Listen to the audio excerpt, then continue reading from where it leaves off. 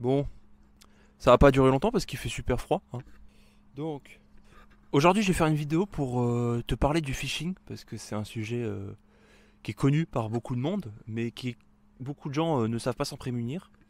Donc, aujourd'hui, on va voir comment se protéger du phishing, comment diminuer ses risques au maximum pour ne pas se faire avoir, et surtout comment détecter quels pourraient être les leviers sur lesquels les hackers vont s'appuyer pour tenter de te faire avoir. Tu verras sous le lien de la vidéo, il y a un lien pour t'inscrire à ma newsletter où je partage des tips et des conseils sur la vie privée et sur la sécurité en ligne. Donc déjà, c'est quoi la définition simple du phishing? Donc le phishing, ça vient de l'anglais pêcher, le fait de pêcher quelqu'un. Là, c'est dans le cadre de tenter de voler tes informations ou ton argent en t'arnaquant par rapport à une information. Généralement, le phishing, ça peut être par mail, ça peut être par SMS aussi, ça peut être par téléphone aussi. Mais là, je vais te parler exclusivement des mails parce que c'est la version la plus répandue et la plus utilisée. Donc déjà, il y a deux catégories de phishing. Il y a le phishing global, que moi j'appelle comme ça. C'est le phishing où, par exemple, on va te dire, ta banque, la banque Orange, par exemple, t'envoie un lien en mode, tu dois changer ton mot de passe, ou il y a un problème avec ta compte, alors qu'au final, tu n'as même pas de banque Orange et tu as une autre banque. Donc là, ça va être du phishing global, c'est-à-dire que c'est une tentative de phishing qui va être envoyée à des milliers et des milliers de personnes. Comme ça, tout simplement, il y a bien évidemment quelqu'un qui va tomber dans le panneau. Et même si c'est pas spécifiquement avec tes informations personnelles, et ben ça va tout de même t'avoir, quoi. Et donc on a le spear phishing. Le spear phishing en anglais ça veut dire hameçonnage via une lance, donc comme si on avait une lance et qu'on pointait vers quelque chose de manière très précise. Et ben là c'est la même chose. Donc là c'est quand on va vouloir te ficher toi précisément et pas des milliers de personnes. Donc pour t'arnaquer, c'est très simple, on va chercher toutes les informations les plus personnelles qu'il y a sur toi, précisément. Donc les hackers se renseignent principalement via les réseaux sociaux, donc toutes les infos que tu publies c'est sur les réseaux. Les réseaux professionnels, LinkedIn, Hello Work par exemple, ou les réseaux privés d'entreprise, où là c'est les réseaux internes d'entreprise que tu connais peut-être déjà, où là pareil, s'ils arrivent à avoir un moyen d'accès, ils ont accès à toutes les informations spécifiques, ta date de naissance, ta famille, ton numéro de téléphone, etc., etc. Et avec toutes ces infos, ils pourront faire un mail ou autre, hein, même si là je vais parler que des mails, ils vont pouvoir faire un mail très spécifique et très ciblé sur toi et avec tes informations qui seront dans le mail, ce qui rendra le mail de plus en plus très crédible pour toi en fait. Donc la solution, c'est pour se prémunir de ce genre de choses, c'est déjà faire attention aux fautes d'orthographe. Et oui, généralement, plus il y a de fautes d'orthographe, plus la personne n'a pas pris le temps d'écrire le mail. Donc généralement, ça peut sous-entendre que il y a un problème, que c'est quelqu'un de pas très honnête. Il faut aussi voir depuis quel mail il a envoyé. Si tu regardes parmi les différents mails, si tu regardes les destinataires et les personnes qui ont envoyé le mail, tu peux voir que c'est pas généralement pas le mail de la personne qui t'écrit de base. Par exemple, si tu reçois un mail de Google et que l'adresse mail, le don de domaine, il n'y a pas Google dedans, faut se poser des questions, etc. Donc il y a plusieurs manières de voir ça. Donc sur ton adresse mail, généralement, tu as sur ton client mail plutôt, donc ton application ou alors autre chose, tu as la possibilité de voir depuis quelle adresse le mail t'a été envoyé et donc est-ce que ce mail paraît légitime, est-ce qu'il y a plein de caractères bizarres dans le mail, genre xvw.google.com ou .gmail.com, xvw.gmail.com, ce genre de choses bizarres, là faut se méfier. Et troisième, est-ce que ça te concerne ou pas, tout simplement. Troisième, imaginons, encore une fois, hein, tu reçois un mail par rapport à un achat que tu as fait sur Amazon. Si tu n'as pas fait d'achat sur Amazon depuis un an, bah faut se poser des questions. Euh, Généralement, les hackers vont utiliser trois piliers pour arnaquer. Donc l'autorité, dans un premier temps. Par exemple, vite, tu as reçu une demande d'amende, ou c'est les impôts qui te demandent de l'argent. Vite, vite, vite, il faut que tu payes. Et surtout, vu que c'est de l'autorité, c'est une entité d'autorité supérieure, hein, donc le gouvernement, forcément, tu as plus de chances d'obéir directement si on te dit vraiment, il faut que tu payes l'amende. Ou alors, voilà, ou si tu, par exemple, tu reçois un mail de ton patron qui te dit il faut vraiment que tu fasses ci, ça, ou que tu cliques sur ce lien, eh bien, si c'est ton patron, il y aura une figure d'autorité Et donc tu seras beaucoup plus enclin à cliquer sur le lien ou sur le PDF que te donne la personne, alors que c'est pas du tout, mais c'est fait. En deuxième, tu as la curiosité.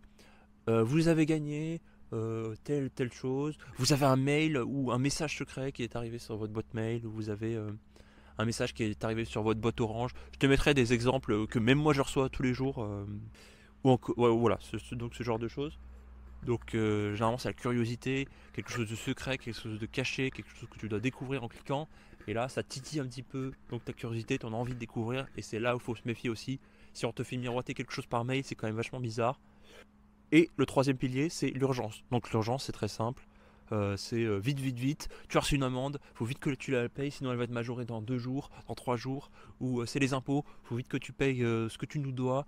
Ou alors c'est ta banque, vite, tu as potentiellement, tu as découvert, on va te commencer à te facturer des agios, faut vite que tu te dépêches de payer ou de régulariser ton compte. Donc là on va vraiment jouer sur l'urgence, le fait que tu dois agir rapidement pour que justement tu ne prennes pas le temps de réfléchir et te dire est-ce que ce mail est légitime, est-ce que c'est pas, est-ce que c'est vraiment ma banque qui l'envoie par exemple, et ce genre de choses.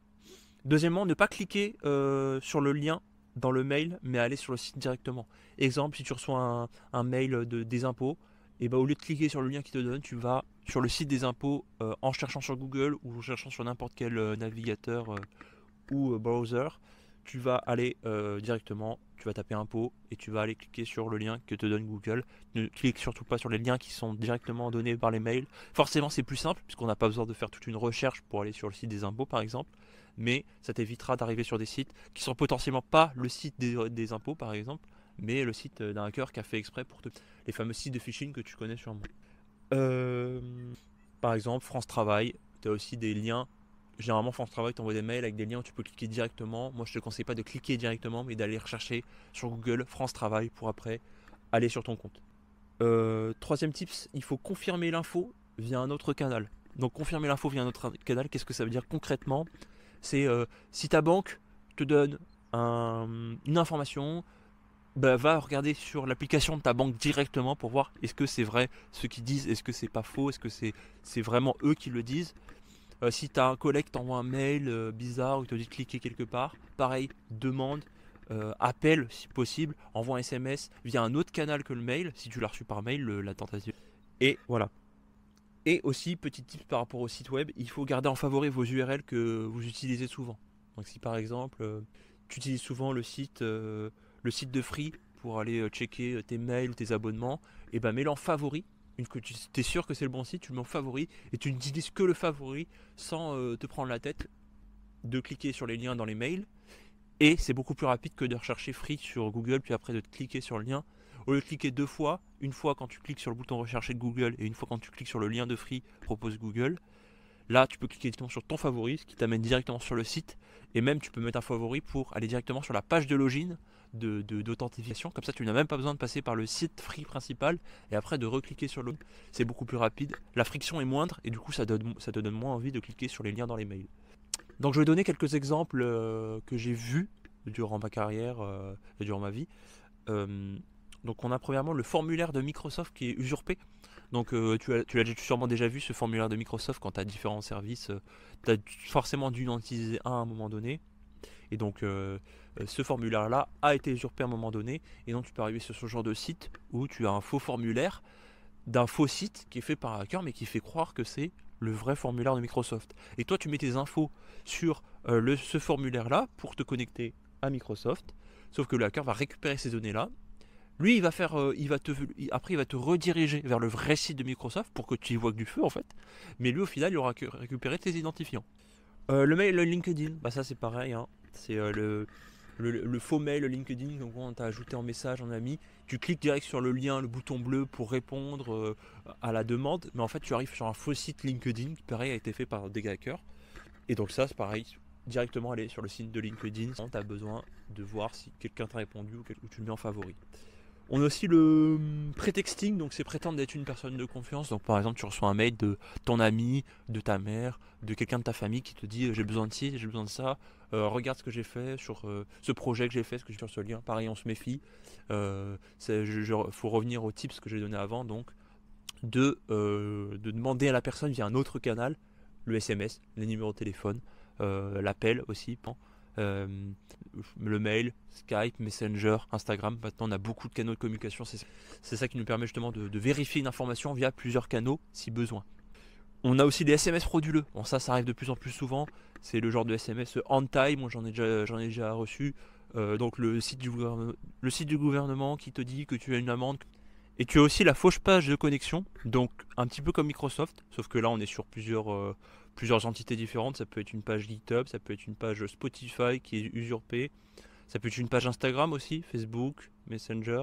À chaque fois, tu as des pages de connexion que tu as sur les sites web, généralement sur l'ordinateur, mais ça peut arriver aussi sur téléphone, où c'est pas le bon site, c'est un site qui a été créé par quelqu'un de mal intentionné, qui reprend exactement les mêmes couleurs, les mêmes typographies, exactement la même page de connexion qu'Instagram par exemple.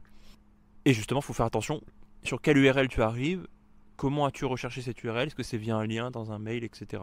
Et on a aussi un exemple que j'ai eu il n'y a pas longtemps, un faux appel de don.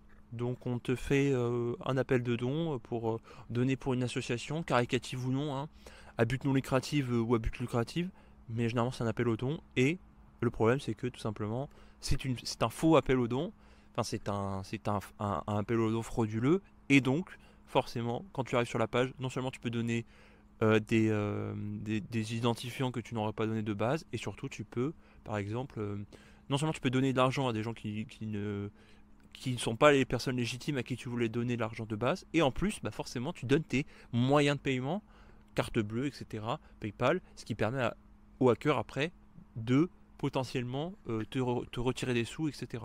Donc c'est pour ça qu'il faut faire vraiment attention même aux appels aux dons, quitte à aller sur le site directement, par exemple le site des Restos du Cœur, et directement rechercher via Google sans passer par un mail ou quoi que ce soit. Voilà, donc c'est un petit peu tous les tips que tu peux avoir pour te prémunir. Évidemment, le risque zéro n'existe pas. C'est pour ça qu'il faut être constamment vigilant. Et vaut mieux perdre 5-10 secondes à aller sur Google, à aller sur n'importe quel moteur de recherche pour rechercher ton site directement et cliquer, que directement cliquer sur le lien et potentiellement te faire voler tes données ou ton argent, etc. Voilà, donc si ça t'a plu, je t'invite à mettre un pouce bleu. Et j'ai une newsletter, comme je te l'ai dit en début de vidéo, qui recense un petit peu tous ces tips par rapport à la vie privée, par rapport à la sécurité en ligne. Il y a le lien dans la description, donc si tu as envie de t'informer par rapport à ces sujets, si c'est des sujets qui t'intéressent, tu as le lien dans la description. Sur ce, bonne journée, moi je vais rentrer parce qu'il commence à faire vachement froid.